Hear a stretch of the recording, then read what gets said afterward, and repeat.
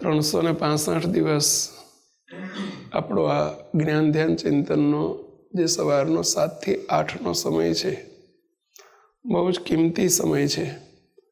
એ સમયને આપણે બધાએ ખૂબ સાચવવાનો છે.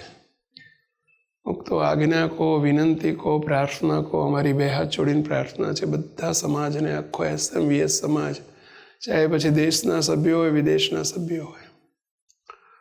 તો આની પાછળ બહુ મોટો હેતુ છે. ભવિષ્ય ઘડાઈ રહ્યું છે.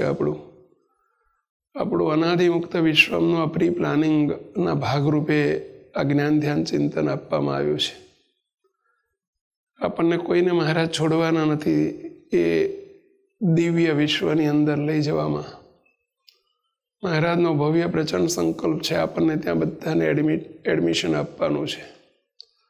પણ એ એડમિશન લેવા માટેની લાયકાત ઊભી કરવા માટે આ કલાક છે. 1 કલાક 7 થી 8નો સમય છે. પાત્રતા ઊભી કરવા માટેનો આ સમય છે.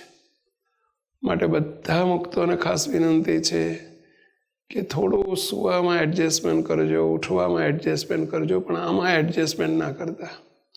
બીજે કોમ્પ્રોમાઇઝ કરજો, પરંતુ આમાં કોમ્પ્રોમાઇઝ ના કરતા. એટલી ખાસ વિનંતી છે. 7 થી 8 બસ વર્ષોથી મહારાજનો સંકલ્પ છે કે ભાઈ સવારમાં 2 કલાક ઠાકોરજી માટે, મહારાજ માટે, મહારાજને મુખ્ય કરીને મહારાજ માટે વાપરો. એવો મહારાજનો આગ્રહ વર્ષોથી આપ સાંભળતા હશો. અત્યારે 7 થી 8માં જે કોઈ આવે છે અને અમે જોઈએ છીએ, દર્શન કરીએ છીએ બેઠા બેઠા, ત્યારે ખરેખર અંતરથી બહુ રાજી થઈએ છીએ, હરખાઈએ છીએ. મહારાજ પણ બહુ હરખાતા હશે કે આપણે બીજું ગૌણ કરી દીધું, ઊંઘને ગૌણ કરી દીધી, આળસને ગૌણ કરી દીધી. સવારના બીજા જે આપણા શોખ હતા, ટીવી જોવાનો કે મોબાઈલ જોવાનો કે ન્યૂઝપેપર વાંચવાનો કે ન્યૂઝ જોવાનો, એ બધું આપણે ગૌણ કરી દીધું.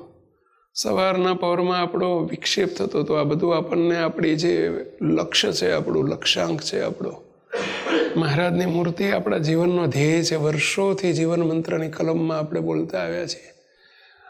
માત્ર બોલવાનો વિષય નથી. આપણે મૂર્તિ આપણું લક્ષ્ય બનવું જોઈએ. આજે પ્રાર્થનામાં એ જ આવ્યું, મેરે તો તુમ એક હી આધાર. બસ એ મહારાજ, તમે જ અમારો આધાર છો. અત્યાર સુધી આપણે ઘણા બધા આધાર બનાવીને જીવ્યા છીએ. અમે સાધુ થયા હોય તો અમે પ્રવૃત્તિનો આધાર બનીને જીવ્યા હોઈએ.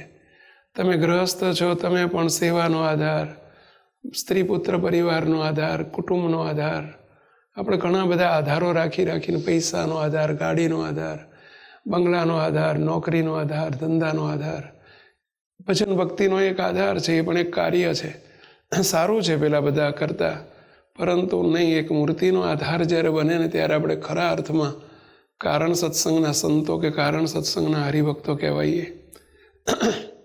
મહારાજનો, બાપાનો, મોટા પુરુષોનો આગ્રહ, ગુરુદેવ બાપજીનો, બધાનો મોટા જે મહાન પુરુષો થયા બધાનો આગ્રહ કારણ પ્રધાન રહેવાનો હતો.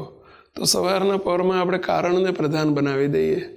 મહારાજ સિવાય સવારમાં કશું જ નહીં. બસ એ આપણું લક્ષ્ય બનવું જોઈએ.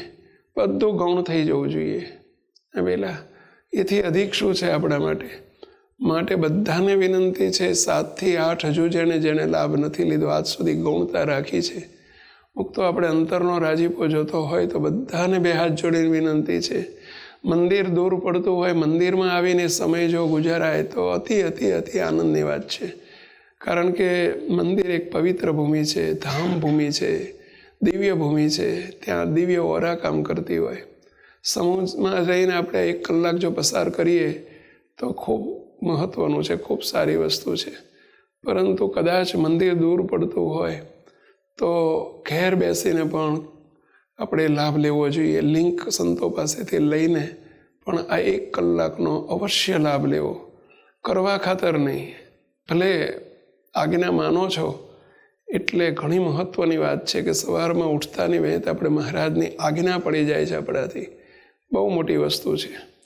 સવારમાં ઉઠતા સાથે જ આજ્ઞા લોપાય એના જેવી કોઈ આપણી નેગેટિવિટી કે આપણો ખાલીપો બીજો કોઈ નથી. પરંતુ સવારના પહોરમાં આજ્ઞા પાળો છો એટલે બધાને ખૂબ ધન્યવાદ. નથી પાડતા એ પાળજો. ભલે મંદિરમાં આવીને કદાચ ચોખ્ખું આવી ગયું કે ચોખા આવી ગયા તો પણ મહારાજ રાજી થશે. આવ્યા ને, આજ્ઞા તો પાડીને બેલા, એનો અર્થ એવો નથી કે ચોખા ખાવાના છે, પરંતુ આજ્ઞા પાળીને બહુ મહત્ત્વની વસ્તુ છે. એટલે બધા પુરુષો, મહિલાઓ, બાળકો, કિશોરોને ખાસ ખાસ વિનંતી છે કે 7 થી 8નો સમય કશું જ નહીં. તમતાર સ્નાન પૂજા બાકી હોય તો પછી કરજો, પરંતુ આ સમયને જાળવી લેજો. સવારમાં ઉઠતા વેંત બસ મહારાજ મહારાજ મહારાજ, પહેલાં આપણા મહારાજ, એ થઈ જવું જોઈએ. કદાચ ઘણા બાળકો, કિશોરો, યુવાનોની માગણી હતી કે સ્વામી અમારે સ્કૂલ હોય, કોલેજ હોય, સવારના સમયે કોઈને મહિલાઓ હોય તો એમને બાળકોને તૈયાર કરવાના હોય, મૂકવા જવાનું હોય સ્કૂલમાં. એમના માટે સ્પેશિયલ બીજા 2 ટાઈમ ફાળવ્યા છે. તમામ બાળકો, કિશોરો માટે સાંજે રાત્રે 8 થી 9 પણ તમામ મંદિરોમાં અને તમામ સેન્ટરોમાં ફરીથી આ જ જ્ઞાન ધ્યાન ચિંતન આપણે ચાલુ કરેલું છે. રિપીટ થાય છે. જો કદાચ સવારમાં અનુકૂળ ન જ આવતું હોય તો રાત્રે પણ અવશ્ય લાભ લેજો એવી આજ્ઞા છે, વિનંતી છે પહેલાં બધા મુક્તોને.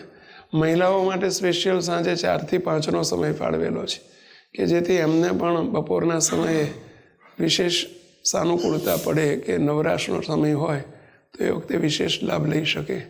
પણ જેને જે સમય અનુકૂળ આવતો હોય, સવારનો સમય બહુ પ્રાઇમ પીરિયડ કહેવાય, બહુ સ્ક્રીમ સમય કહેવાય, એના જેવો કોઈ ઉત્તમ નથી. પરંતુ સવારે ન લેવા, વિદેશમાં બહુ તકલીફ હોય છે, સવારમાં બધાને વહેલા નોકરી ધંધે જવાનું હોય, તે લોકો સાંજે લાભ લે છે મુક્તો બધા. એ બધાને ખૂબ ખૂબ ધન્યવાદ.